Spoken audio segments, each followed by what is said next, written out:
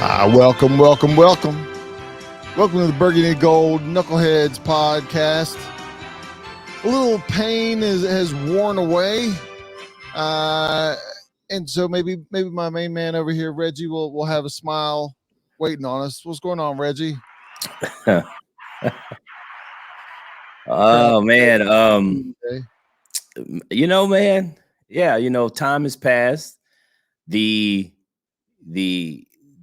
butt whooping that we took on Sunday has kind of softened a little bit. Immediately, I will say, by the time I went to bed on Sunday night, I felt a little better because the Arizona Cardinals had defeated the hated Dallas Cowboys. Exactly. And, it was one of those things where, people were saying that we hadn't beat anybody when we beat Arizona week 1. And now all of a sudden, they pretty much should have beaten the Giants. And here they were that they actually beat Dallas. And so all of a sudden it's like, well, Arizona, well, hold on. They didn't get the memo that they were tanking. And so going to bed on Sunday night, man, I felt a whole lot better about what had happened earlier in the day on Sunday. And here we are, days removed from the game. And, we're trying to move on to Philly.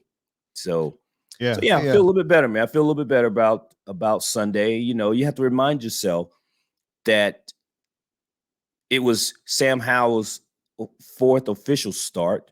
Right. And at the end of the day, we're still 2-1. Listening to on social media, you think we're the Denver Broncos and we're 0-3 right now. Right. But instead we're 2-1, man. We weren't going to win all the games.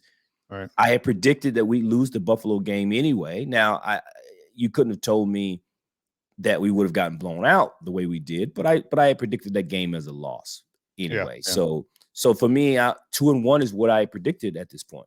Yeah, I don't disagree. Again, especially with us living in the Dallas area, when we lose or anything goes bad, we hear it from our coworkers, from our neighbors, from our friends that happen to be Cowboy fans. So the fact that they lost, what's that?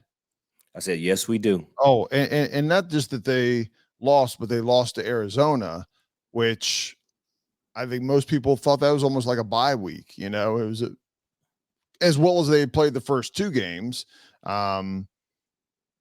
So that along with to your point that Denver, when you say, man, this is bad. Well, man, can you imagine if we lost how Denver lost? you think the fans were grumpy Sunday night and Monday? Man, it would have been fire everybody. Everybody. It's almost like that now. You wouldn't know that. Yeah. No, I don't disagree. But yeah, they would have been lining up with picket signs outside of, I almost said RFK, outside of FedEx Field, with picket signs to fire Ron, fire whoever, just a list of signs with everybody's name on it.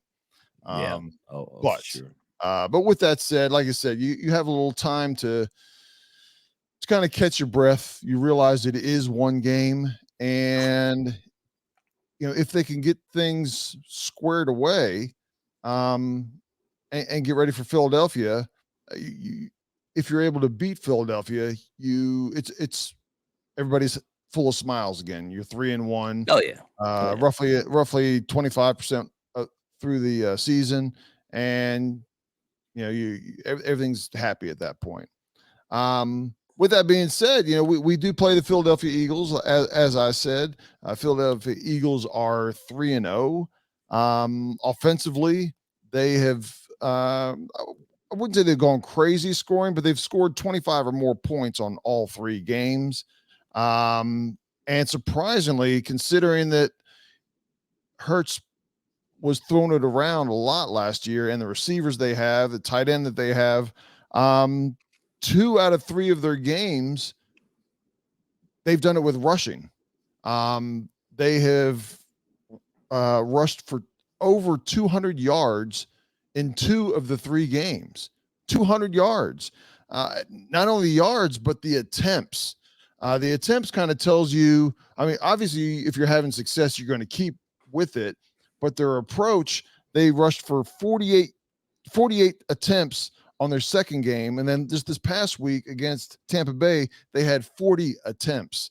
So Hurts he's throwing the ball around, but he's not a gunslinger at all so far in the first 3 games. And so that's, again, at this point, I think that's a little bit of a surprise. Not that they're not going to be balanced, but that they're rushing the ball that much, to me, is a little bit of a surprise. Is it though? I mean, I'm told, and you got to excuse my voice here. I'm a little under the weather this week, so I sound a little nasally there. But I'm told that in today's NFL, man, you got to pass the ball. It's a passing league. You can't run the ball and be successful. Right. And what you're telling me is quite the contrary. You have to have the ability to do both. And there are times where you ride the run game, but somehow we just decided as a team, we just gonna pass the ball. We're gonna pass the hell out of it. But as I've been saying, I'm not expecting us to get back to being a just a run first team, but we certainly got to be able to run the ball a little bit more than what we've been doing. I agree with that. Absolutely. I've called forth, and we were at the game week 1, and although the way the game was going, I turned to you and said, I'm surprised at how much they're passing the ball. Right. I would have expected that they would have, with Sam's first start this year, second start overall in his career, but it was the first game of the season, that they would have tried to at least run the ball a little bit more to help Sam. But man, EB and the offense came out against Arizona week 1 and was throwing the ball a lot. Right. But, it was working and everything was happening, and it was just an observation. I didn't have a huge problem with it. It was just a little surprised with the approach. And then in week 2, we saw the trend again. Like, okay. And then it's like, is this what we're going to do? We're just going to throw all the time? It's like, we're not going to, you drafted a running back, the guy that Eric Bieniemy wanted, and Chris Rodriguez. You got Antonio Gibson, who's supposed to be a big part of our run and pass, screen game, and all that kind of stuff. And then you got Brian Robinson. And then yet what we're doing is we're just chunking the ball around all over the place. We talked about in the last podcast that Sam Howell is throwing the rate at or above where Josh Allen is. Right. And Josh Allen is a proven quarterback. Sam's a 3-4 game starter, 16 quarters in his career. And he's throwing the ball around like he's an old vet. Yeah, it was glaring. Yeah, it was glaring against Buffalo. The run to pass differential there. Yeah, I mean, I think Brian Robinson, had 5 carries in the first half or something. I mean, it was just I don't know, but nonetheless, Philly's a much balanced team than we are, clearly. Definitely. And the run game carries, it travels, man. And granted, this is a home game for them, but beefing up their ability to run the ball, quarterback can run the ball. Clearly, DeAndre Swift is a hell of a ball carrier. So fact remains, you can still run the ball in today's NFL and be successful. And that's what we need to do a little bit more of. Yeah, I talked about the offense there. Just real quick, some defensive numbers or look into Philadelphia's defense. They've given up 300 yards passing 2 out of the 3 games. And then they've created 8 turnovers and have only had 6 sacks. I think they have a very good line on offense and defense. And I think our line on both sides are going to have their hands full this week coming up. We struggled on both sides against Buffalo, and that needs to get fixed on both sides. We need to have defense. Our defensive line, our superstar first round picks they need to have an impact on the game. And then Sam Howell needs a little bit more time. Our offensive line needs to give Sam Howell that extra half a second, that extra tick, to be able to read. Hang on, it's funny you say that, right? I'm not a statistical nerd, so I'm not going to sit here and pretend that I go out and search all of these stats. But I've seen where, because that seems to have been the narrative, that Sam Howell needs more time in the pocket, right? And there's been these couple different reports out there that Sam Howell's time in the pocket is basically NFL average right now. It's middle of the pack in terms. So it's not like he's top 5, top 10 in the shortest amount of pocket time. First couple games weren't that bad. I thought last game was consistently bad. Even pressure. I mean, if he's there's a difference between having, I'll just say 2.5 seconds and throwing the ball and nobody's within arm's reach, and throwing the ball at 2.5 seconds and you're getting tackled as you're throwing, so you don't even get to step into it.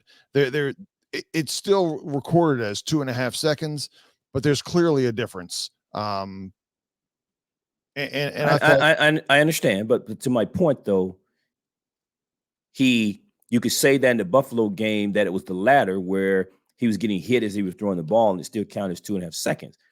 But keep in mind, what's been consistent all 3 games is the fact that the kid is still getting sacked. Now, whether you want to say he's the cause of some of the sacks, the O-line's cause of some of the sacks, at the end of the day, the kid has been sacked 19 times, which is the most in the league at this point. Right. And through 3 weeks, that's an average of 6 sacks a game. 6 sacks a game, Ken. Oh, okay. So sacks a sack, and regardless if it was 2.5, the way you described it, where it was he's got a nice clean pocket or he's got a dirty pocket and he's getting hit as he's throwing the ball, he's still getting sacked regardless of the amount of time that he has to throw the ball. And whether that's all on the O-line or some on Sam, which we all know it's a little bit of both, we're giving up 6 sacks a game. And that is it, man. That's a damn lot. Look, I'm not trying to take anything off of Sam Howell. What I'm trying to do is, we talked about this before the season started, that you have a rookie quarterback. Things don't process as fast as for a rookie quarterback as a 5 or 7 year veteran. So needing that extra 0.2 of a second to get that read, to be able to step into the ball, to quickly change your mind or make that decision, a couple tenths of a second makes a difference. And then when you're consistently under pressure the entire game, there are times that you might, where I kind of mentioned before, there's times where you might have 2 seconds, 2.5, 3 seconds to throw the ball, and you threw it at that point because somebody was open. But if you would have needed 4 seconds, you would have had it because your offensive line is doing that well of a job. That's not happening. Whatever he is getting tends to end up being the maximum on that. I think that, we don't see him throwing the ball away. That is he's either waiting for somebody, to hit that shot, to wait for somebody to get open, or he tries to scramble and he can't get out. He does need to throw the ball away a few more times. I definitely put that part on Sam Howell. I also think that we saw this last year, that as the pressure started coming on Wentz, all the teams recognized it, and they were bringing the house. They looked at what the recipe was the week before, and they did the same thing. And that happened for several weeks until we started making adjustments. One of the adjustments was, a different quarterback. But it was funny that while Heineke was able to get away from some, at the same time, the offensive line seemed to get a little bit better. And we can't wait till week 3, 4. Well, we're at week 4 already. We can't wait for week 5, 6, 7 for that to happen. The line needs to get better. The enemy has had a glimpse of, okay, we knew we had weaknesses and strengths, but here's a glaring weakness that's been potentially exposed. I don't know if this is a 1 week weakness or this is going to be a painfully season weakness that other teams are going to try and expose. And it's going to be up to Eric Bieniemy not just to coach up the players themselves, but to call the right plays and put a scheme in that alleviates some of that pressure. Well, I think we all talked about Eric Bieniemy's offense. We all talked about what seems to be his ability to make in-game adjustments. So I don't suspect that Eric Bieniemy is not going to make any adjustments. I'll say this: if Sam is the guy that we all think he is, he'll be fine. And if Eric Bieniemy is the guy that we all think he is as a coordinator, then he'll be fine. He'll make the adjustments. They'll both make the adjustments as the season goes on. But I will tell you, our opponent this Sunday, the Philadelphia Eagles, is essentially the Buffalo Bills with just a different uniform. They got a quarterback who can play. They have a run game. They got a good offensive line, and they got a good defensive line. So the only difference between this past Sunday and this coming Sunday is the location of the game and the color of the uniforms. And obviously the players are different. But we're essentially facing the same type of team. Good offense and defensive lines, running game, good receivers, passing quarterbacks. I mean, this team was in the Super Bowl. Yeah. So we have to make the adjustment. And if Sam is the guy that we think he is, and if Eric Bieniemy is the coordinator we believe him to be, then they'll make the adjustments. But I want to throw out just one more stat here because we're talking about Sam Howell's sack rate and the amount of time that he has to throw. So I did see this in an article that I don't remember. I guess in the last game, I think I mentioned Sam had thrown 70-something passes, almost 100 attempts, I think. Right. Well, he has been pressured on 36% of his passes. Right. So every time this kid drops back, every 3 out of almost 4 out of 10 times he drops back, he's getting pressure. That rate, 36%, Ken, is the 4th highest pressure rate in the NFL. Wow. So the kid is getting a lot of pressure. But here's what's a little bit concerning and discouraging. He has faced only 5 defenders on 20% of his passes, which ends up in the 3rd lowest. So what that translates to is teams aren't blitzing a whole lot. Right.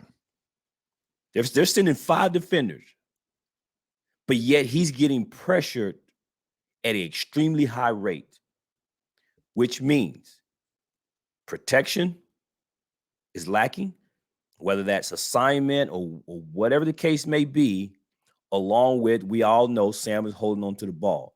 So our young quarterback is getting pressured at an extremely high rate where teams are only rushing 5 defenders.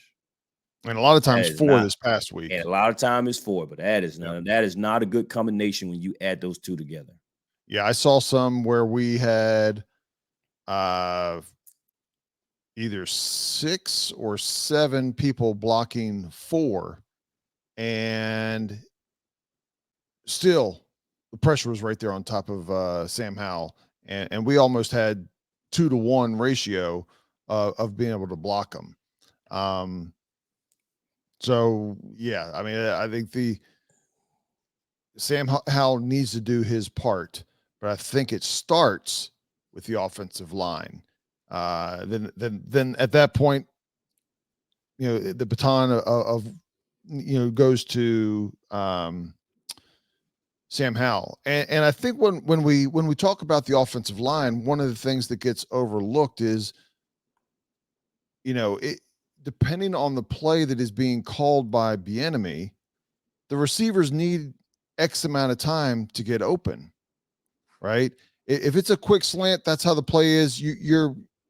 you're snapping the ball in a quick fire, but there's plays that are anticipated at 2.5 and 3 seconds. And if you're not getting that, Howell's looking for it, and he doesn't even have time to wait for them to make their cuts or breaks to get open.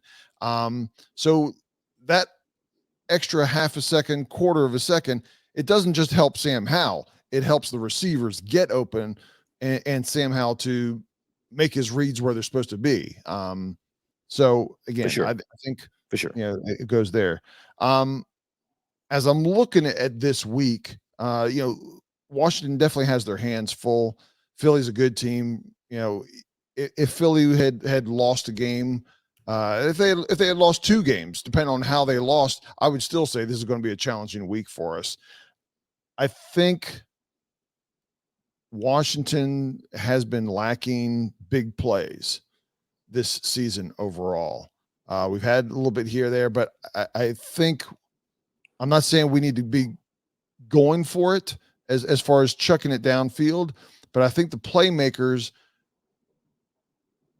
we need our playmakers to take that 10 or 15 yard pass, make one guy miss and pick up big chunks, whether it's a touchdown, whether it's turning a 10 or 15 yard pass into a 40-yard pass.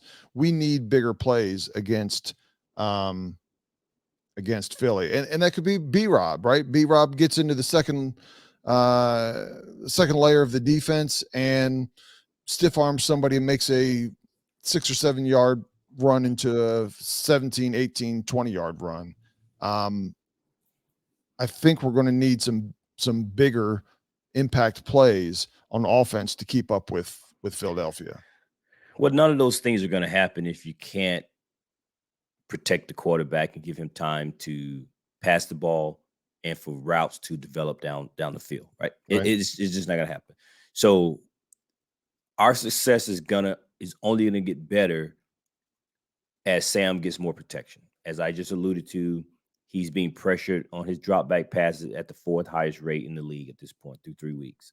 So if you don't give the kid time, it doesn't matter what routes, what plays Eric is calling, who's running the routes, who's coming open, because if by the time those guys are getting open, Sam's already running for his life, it's not going to matter. So again, this is where a little bit more of a run game will probably help. Right. Probably a little bit more of the screen game would be helpful.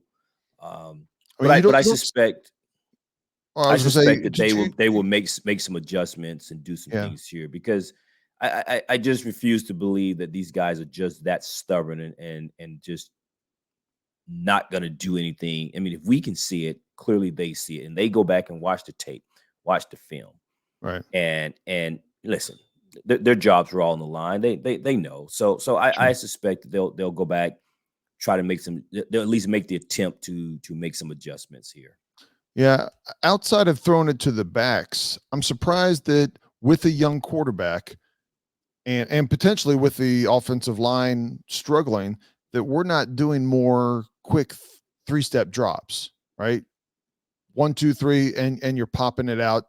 Somebody's running a slant, somebody's flaring out into the flat or something. Not just from a running back perspective, but even from a wide receiver perspective. You can't do a 3-step drop, Ken, because the guys are all in his face, and he's too short to do that. He either needs to be a 5-step drop or get him in the shotgun. We know he ran a lot of the shotgun was in college, but get him away from the line, because right now he's getting pressure at a high rate. So 3-step drop, man.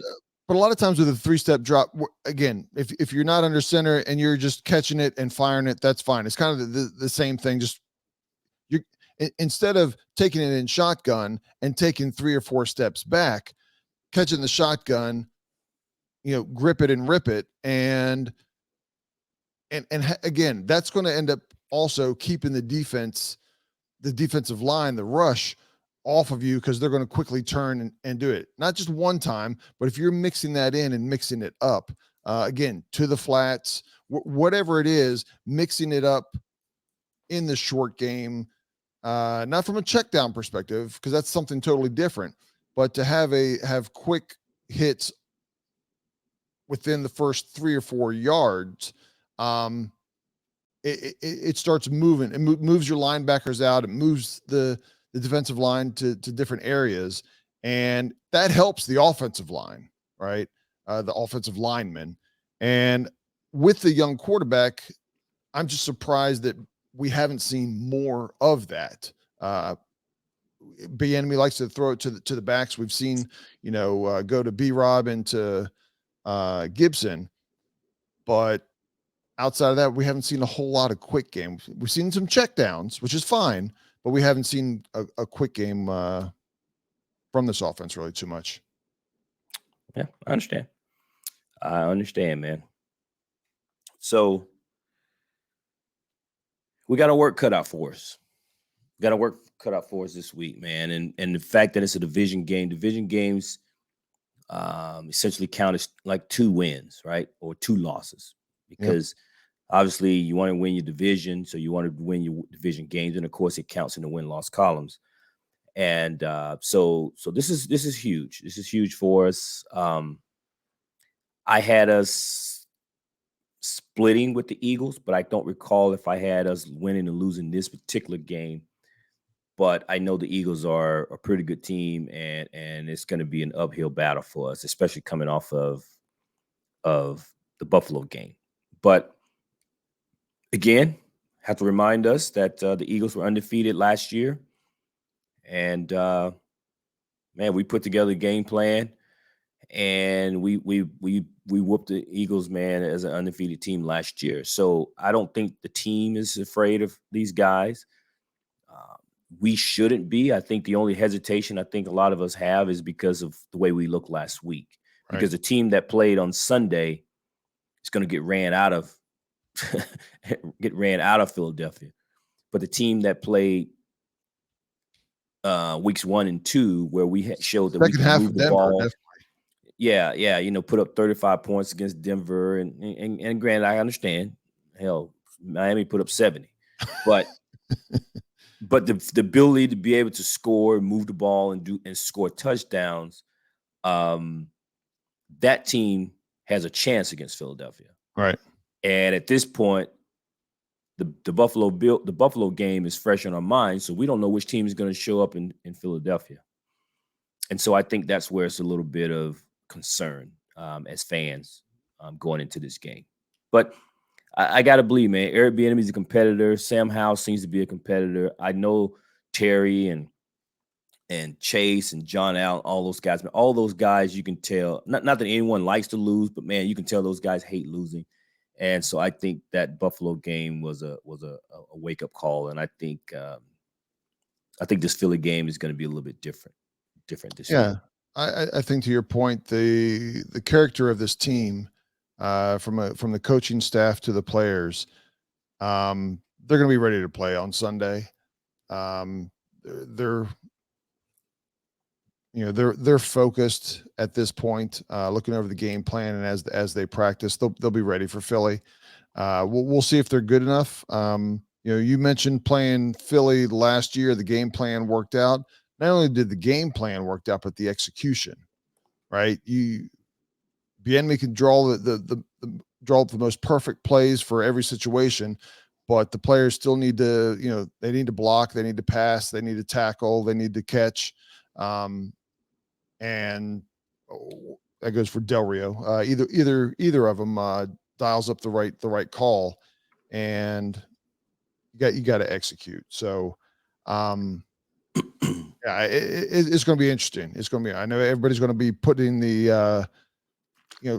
As we've spent a lot of time talking about Howell and the offensive line, but from a defensive line perspective, we're going to need our defensive line needs to show up and be those first round picks for an entire game. We've had moments this year, a series or two, where we're like, man, these guys got it together.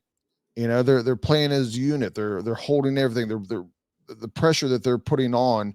One of them is stepping up left and right. And then all of a sudden we got to this game against Buffalo, and it was like, man, these these guys are not making that impact. So we'll see what happens. Philadelphia definitely has one of the top,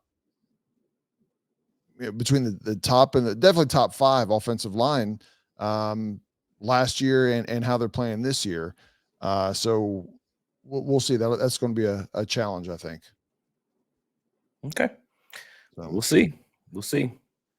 Is it that time, Reg? I think it is that time, Ken.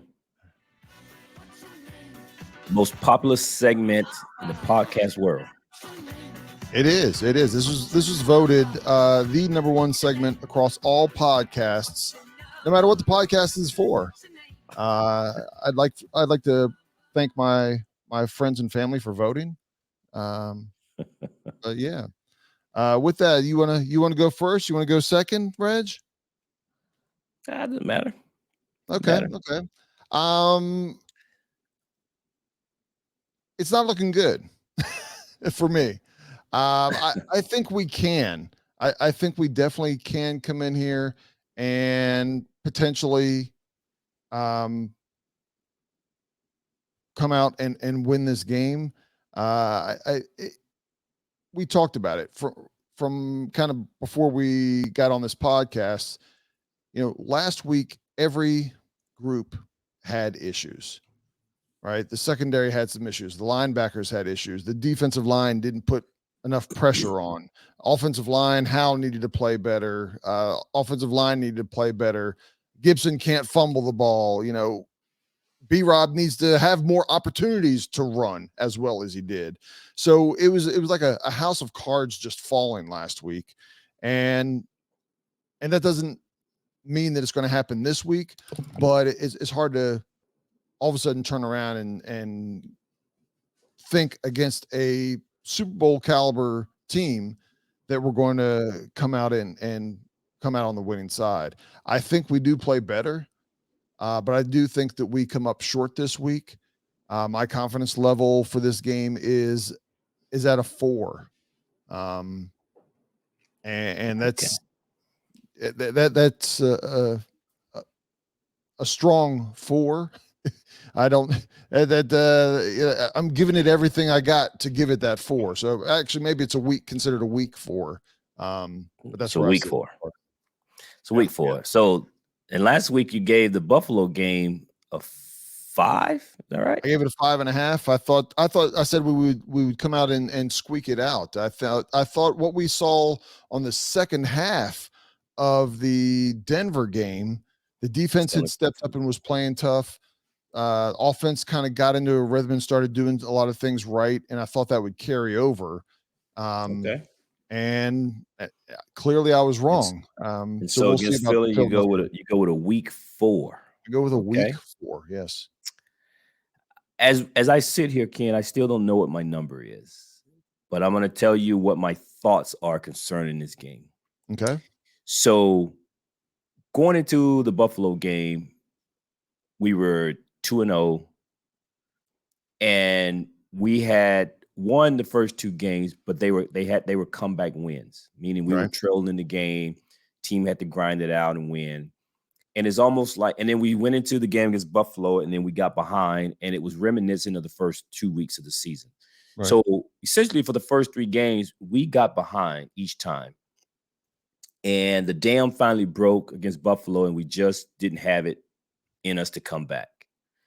And I'm concerned that trend is going to continue against Philadelphia, meaning we're going to get behind, and once again, for the 4th straight game, have to come from behind trying to win this game. Okay. I talked about earlier about Sam's, the pressure rate that he's getting on his passes, but he's getting this pressure with teams sending 4 to 5 defenders, which is not a high rate. Right. Philly has a defensive line that can get pressure by sending 4. And our offensive line will have to be able to protect at a very, very high rate on Sunday. My hope is that with Philly playing on Monday night, and I'm going to use air quotes, it's a short week for them. They did not have to travel to play on Monday night. So it was still a home game for them, but it's one less day for preparation. So I'm going to hope that that's an advantage for us. But I don't know. But based on what I saw on They did have to Sunday, travel. That was an away game for them on Monday night. That's right. That's right. God, well, I'm just messing up. That's right. They were in Tampa. Correct. So with that, I'm hoping that also helps us. But at the end of the day, the trend that I've seen over the first 3 weeks, until I see something different, I have to be concerned about it until the team shows me that they're going to do something different. So that means game planning. Game planning means how we protect, how we pass, the way we scheme it up, the way we run the ball, the way we play defense, all the things that we need to go right. We need to put a good game together. In the first 3 weeks, we've not done it. We won some games in spite of some of these things, but we've not been able to do it successfully and put it all together to look like the team that we all think we're going to be. So with that, I'm going to get straight to my number here. Initially, I had this as a 5 because division games are always tough in most cases. But the more I think about it and based on what I saw on Sunday, and unless I can see the adjustment made by the team on Sunday, I think I'm going to at least have to give this a 4.5. Yeah. I can't give it a good 5, so I'm going to say 4.5 maybe. Yeah.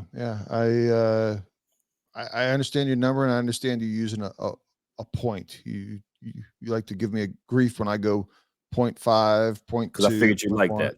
I did like that. I did like that. I appreciate that. If that was intentional for me. We both gave our number here, and I think last week was I mentioned about how every group, offense and defense, had issues at certain points of the game. In some ways, I think Eric Bieniemy didn't have a good game plan this past week. You got to execute it, right? If they're not executing it, he can't get into a rhythm himself. That's part of it also. So I'll be interested this week. Obviously, the players on the field have to beat the guy that's across from you on offense or defense. I'm interested to see what kind of game plan Eric Bieniemy puts together, and especially in the first quarter and a half, to see what he's running, what he's trying to do, and go from there. I'm interested every week, right? But from a strategic perspective, this is a game where we're going to have to, from a coaching, players, execution, everything is going to have to line up because Philly's a talented team. Yes, no doubt about it. No doubt about it. But we shocked the world last year. Can we do it again? Another undefeated team. Can we do it again? Yeah. And, division opponent, here we are. They're going to be ready. And I hope we're going to be ready as well. And that we can go up here and get this win, man. Absolutely. Absolutely. But let us know what you think. That's all I got, man.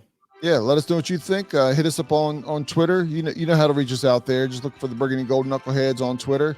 And till then, peace out, Knuckleheads. Peace out, y'all.